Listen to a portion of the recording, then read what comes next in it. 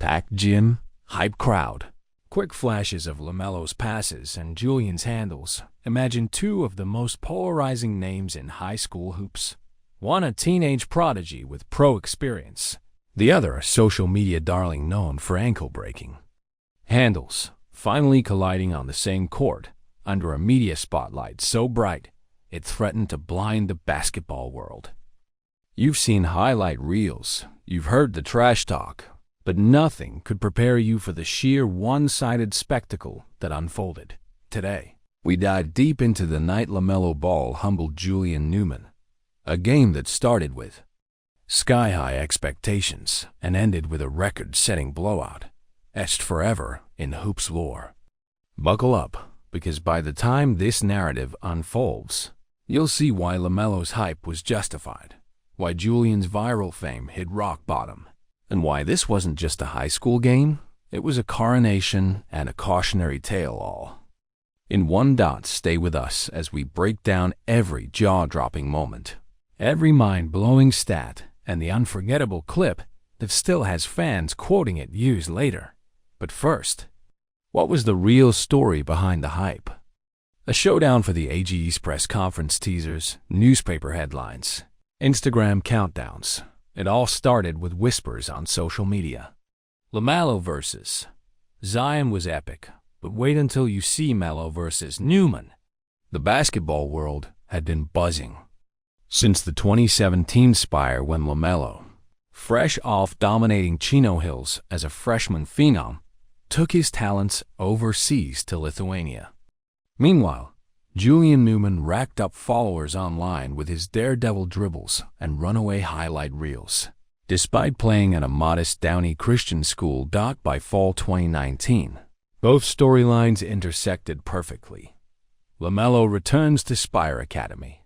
For his senior year, Julian's dad, Coach Jimmy Newman, proclaims Downey is going to shock the world, and the expectation meter through the roof. Talking heads gushed on ESPN segments, recruiting insiders debated over Twitter Spaces, and YouTube channels churned out reaction videos faster than college coaches could offer scholarships. Let's be honest, rarely has a high school game carried this level of commercial fervor. It was billed as the most anticipated matchup since LeBron James versus Carmelo Anthony in high school. Vendors sold Melo versus Newman tees, and fans reserved courtside seats weeks in advance. The stage was set. Two contrasting narratives. 1. Gym, zero room for error. What could possibly go wrong? All right. Contrasting styles and personality aside, by side. Shots of LaMelo's overseas highlights and Julian's Instagram drills. On one side, LaMelo Ball, 6'7" point guard, son of former pro LaVar Ball, boasting pro wins in Europe, and multifaceted game akin to a Swiss Army knife passing, shooting, rebounding, defending. On the other, Julian Newman, 5'7" rail-thin spark plug, coached by dad and cameraman Jimmy, living rent-free in the highlight factory of social feeds, lauded for ankle breakers, but criticized for inefficiency. Here's the rub. Critics mocked the comparison itself. How could you stack a 67 phenomenon, capable of threading impossible passes, against a 57 wizard, known more for theater than winning? Yet the narrative thrived on that very tension. Was Julian's digital fame enough to offset the talent gap? Was LaMelo's Euro stint a red flag or a golden ticket? These questions fueled every conversation, every hashtag, every ticket sale by Gametime. The world asked, whose reputation would survive 32 minutes of live action? Tip OFF and electric atmospheric crowd roar, buzzer sounds. B-roll, packed bleachers. Scouts scribbling notes. When the ball finally tipped, you could cut the tension with a knife. Scouts from major colleges rubbed elbows with die-hard fans in custom Ball family jackets. A drone captured aerial shots of a jam-packed gym, no empty seat in sight. The energy was so thick, you half expected the roof to lift off. Tip-off. LaMelo won the jump, dribbled coast to coast, and dropped an early three like a mic drop. Boom. Statement made. Downey's opening possession ended in a turnover. Swire's length swarmed Julian on the perimeter, and the pattern was clear. Spire wasn't here to play nice. By the end of the first quarter, the scoreboard barely reflected the mismatched Spire up by double digits, and Julian's frustration bubbling in that moment. The narrative shifted from if Julian can keep up to how quickly can Spire run away. Fans leaned forward. Commentators stammered. And halfway through what was billed a duel, it was rapidly morphing into a solo performance. First half domination. Melo Mania Melo's passes, layups, three-pointers, and highlights of secondary player Spire Academy, under Melo's direction, moved like a championship team. Pick and rolls yielded open threes. Drag screens sprang cutters for alley-oop after alley-oop. Melo sliced through help defense, dishing no-look passes that made highlight reels in real time. Downey couldn't adjust. Their defensive rotations lagged. Their offense stalled. And each possession felt like watching a slow-motion replay of Spire's textbook execution. By halftime, Spire's bags included shooting 50% from the field, draining threes from the corners and step-backs from the elbow, rebounding, dominating the glass with relentless energy, defense, swarming steals, blocked shots, and forced errors on every inbound. LaMelo's stat line? Already flirting with a triple-double territory, with points, assists, and rebounds piling up. Julian's?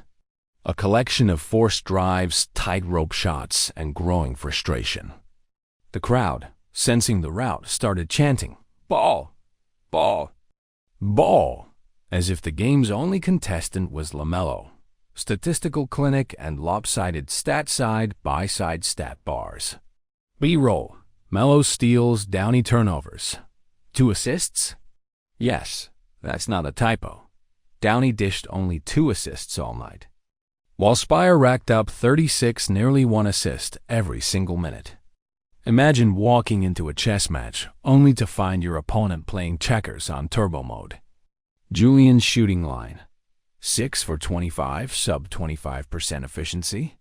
Melo's final stat line: 14 points, 12 assists, 10 rebounds, 5 steals, and effortless. Triple-double in what felt like a stroll in the park. Those numbers didn't just tell a story. They screamed talent gap meets ceiling. And for every stolen ball and thunderous dunk, the scoreboard crept higher, arcing toward an eventual 117-80 blowout. Julian's struggles and off-court Pierre Sergion's missed shots. Head down, bench reactions, but let's pause on Julian Newman. Remember the hype machine? The kid who never learned to lose. Handle king. Future MB, a star. None of that mattered when he faced the Spire defense. Each dribble was met with 2 hands in his jersey. Each drive cut off by length and discipline. The mismatches that made highlight clips biblical spinning behind backs. Crossovers that left defenders on skates were neutralized. Watching Julian's body language was like witnessing a combative spirit slowly deflate. Shoulders slumped. After missed threes, his patented step-back fadeaways clanged off the rim, and desperation set in with forced passes into traffic. Every error drew a gasp from the crowd. Every turnover fueled Spire's fast breaks. Off the court, his father and production crew scrambled to keep morale high, but the disconnect was glaring. The game wasn't a narrative thread they could edit in post. It was happening in real time. And by the third quarter, the matchup felt like a veteran squad versus middle schoolers utterly non-competitive. Highlights galore, double alley-oops, self-alley-oops, cross-court lasers. By the midpoint of the third quarter, Spire decided to show off. They ran plays that would earn applause in an all-star game. Double alley. Oops. Melo to Cutter. Cutter back to Melo for a dunk. Self. Alley-oops. Melo lobs himself off the backboard for an uncontested dunk. an exhibition of timing and flare-blind full-court passes, threading needles over 5 defenders, landing in teammates' hands mid-stride. At one point, Melo grabbed a rebound, dribbled once, and flung a no-look lob off his own backboard, catching it in stride before emphatically dunking home. The crowd erupted as if a concert had started. Downey? They hustled back, but the energy gap was palpable. They looked like extras in Spire's highlight film. Commentators went from analysis to astonished. Commentary: "This is borderline disrespectful. Melo playing checkers while Newman plays chess. I've never seen a mismatch like this in high school basketball."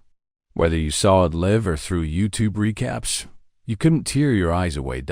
So what's the takeaway? The night LaMelo Ball humbled Julian Newman wasn't just a high school game. It was a masterclass in talent, preparation, and the crushing power of competition. It reminded us that hype can build a narrative, but it takes real performance to define a legacy. LaMelo left Spire Academy not just as a star, but as a symbol of what happens when preparation meets opportunity.